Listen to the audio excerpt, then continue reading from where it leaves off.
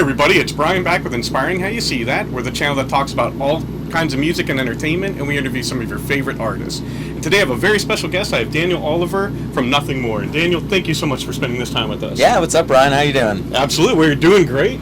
Thank you so much for allowing us on the bus and spending time with us. Yeah, this is sacred grounds, so nice. It's always cool to go like the inner sanctuary. Yeah, these things are cool. Nice. We're in the back lounge. Yeah, absolutely. We're here in Cleveland, and you guys are going to be playing at the Agora later tonight. Yes, we are. How long has this tour been going on for you? Let's see. We're, I guess, like 3 weeks into this tour. It's about a 5-week tour, so a little over 3 weeks in. Nice. So, yeah, so far so good. I got to say, for not having played in 2.5 years, like it cranked up, and we were there almost show one. It took first like 3 shows to really get our sound dialed in and really feel comfortable again, but after that it's just been on. It's been a great tour. Very cool. Yeah. Now I was looking, and you came on, I believe it was after the first album, if I'm correct.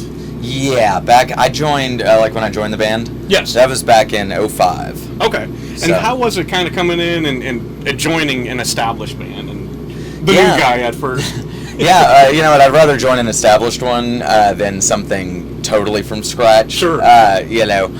When I knew Jonny actually when he started this band, we both played. I'm 3 years older than him, and I was a senior in high school. He was a freshman. Okay. We both played in like the church praise band, and also played at we went to a Christian school at the time. Nice. We were both in that band together too. So yeah, they actually asked me to join before I left for college, and at the time, I don't know, I just wasn't into it. I was a little bit older.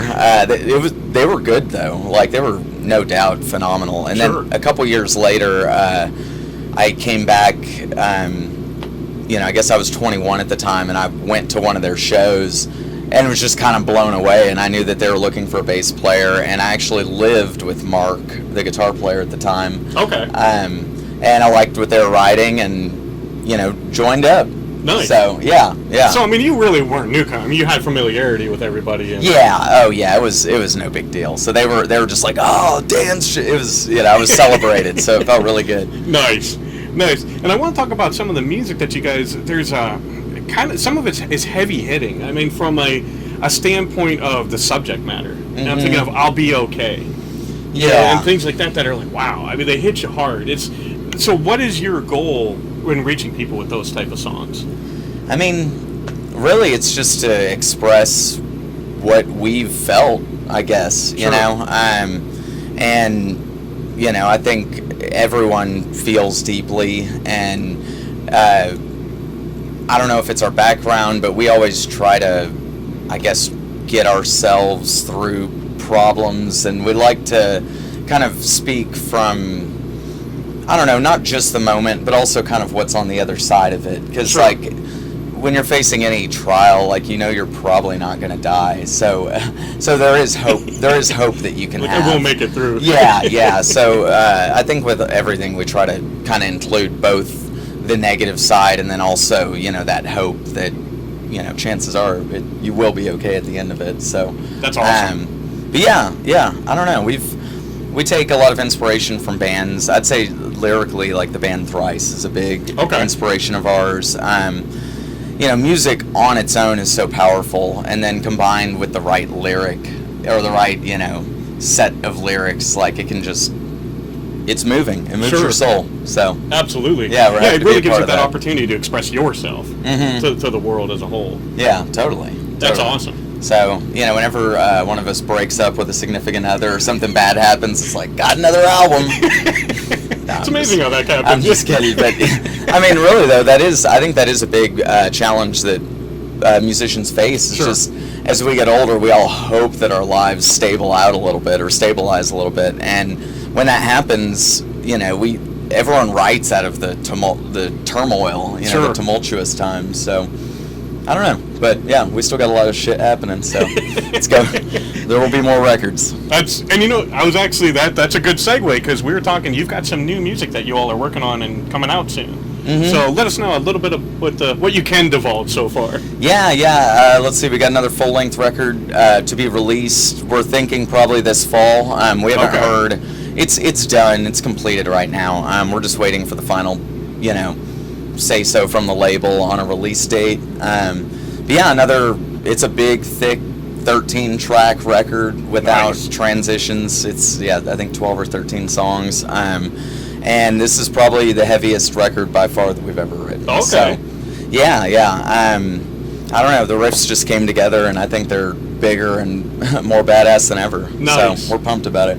Now, as a bassist, is that more fun to you play kind of the heavier songs? It's been an interesting, me as a bass player with this band, because I grew up just in classic rock and playing with my fingers and not using a lot of effects. And then coming into this camp, both Mark, Jonny, and Ben, they're all extremely technical. Sure. And I understand theory and all that, but I never really got into the right hand pick stuff to really play fast.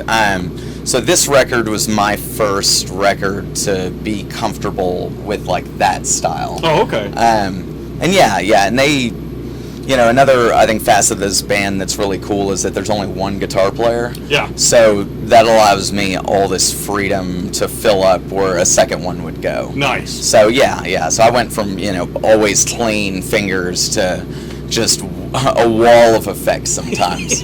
So there will I'm gonna have to make a video once the record's out of all the weird noises and things you hear that you would never guess are a bass guitar. Nice. So this album's kind of like your own personal growth. You can show off what you've learned and nice. Oh yeah, totally. Lots of growth. So very cool. And I gotta ask you guys, because I've seen you perform live. It was actually you were with Five Finger Death Punch. Mm-hmm. And how did the, for lack of a better term, dragon come about? The mechanical dragon. Oh yeah, Scorpion Tail. So Scorpion Tail, that's something I built. I guess it's probably 4 years old now, 3 or 4. My whole welding career started with trying to make a bass guitar sit on a stand that could do a 540 and lock upside down, and we all, play on the neck, kind of like a piano. Yeah. While Jonny hits the strings, like a hammer dulcimer kind of thing.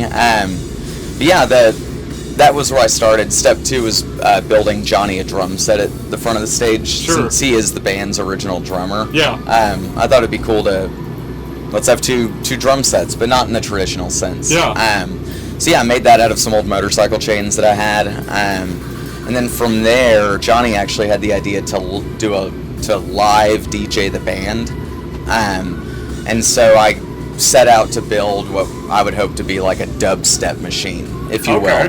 So we're sending live audio, the vocals, guitar, and bass through our computers, and Jonny with those big levers and buttons is actually manipulating it. He's chopping and screwing and stuttering and pitching what me and Mark are playing. Nice. In real time. So that's cool. Yeah.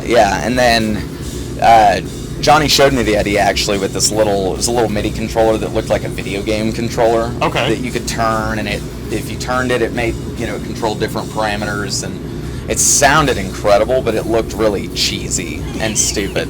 So it's like, this is cool, but give me a year and we'll make it cooler. And you did. So, I gotta say, in addition to, you guys sounding phenomenal, that added a whole other element that I never saw on the show. It was cool. Well, thank you. Yeah.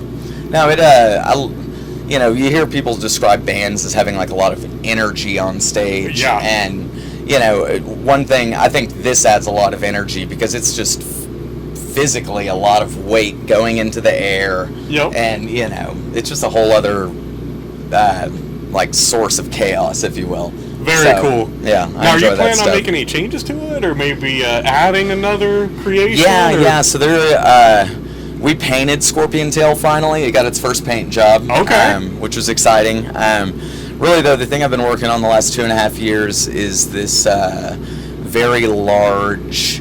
It can reach up to 23 feet tall. It's a kinetic sculpture comprised of 6 hand-fabricated aluminum kick drums that I made. Nice. And each arm of the robot is 3 kick drums on each side of a center hub that spins and tilts. and each drum has pistons in it, so it has about 30 degrees of articulation Okay. with the next drum. So it can form all these different shapes and curl around. So it can kind of work together and... Yeah, yeah. And each drum will have a 3-foot drumstick on it, too. Okay. So, you know, times 6. I'm hoping it can make a lot of cool rhythms and visual patterns and stuff like that. So Nice. yeah. Another big thing's on the way. Sweet. It was supposed to be ready for this tour, but I just couldn't get it together in time. And at the end of the day, now that we've been out again and we're refreshed on, you know, the rigmarole of what touring's like, I'm so thankful that Robot's not on this tour. It would have made for a miserable time for me.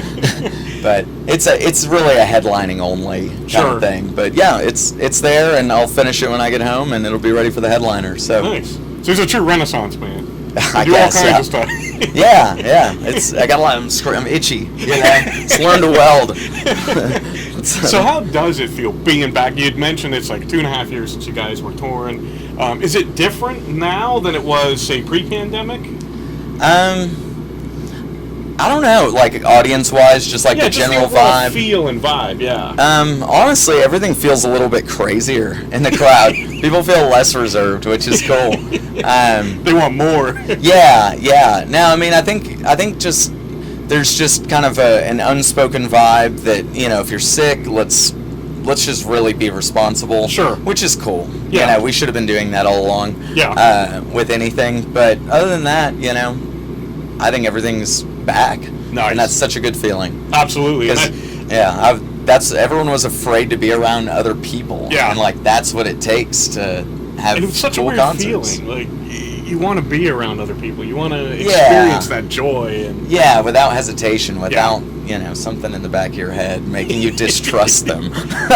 I can only imagine what it feels like for you guys. I know for us fans, it's incredible to be able to see you guys live again. You know, meet friends like we always did for years. So yeah. Thank you for bringing it back. Oh, for sure. No, and it, like, for us, like living in a vacuum like that, you know, what we make and do is to be spread and enjoyed by others. And Sure. and when it's just you home working on it and you never see that other side, it's kind of weird. Sure. You feel like you just don't always know if you're on base or, you know, doing the right thing or appreciate it. Even with, you know, building that drum robot, it's such a ambitious thing to pursue, like tons of time to learn everything.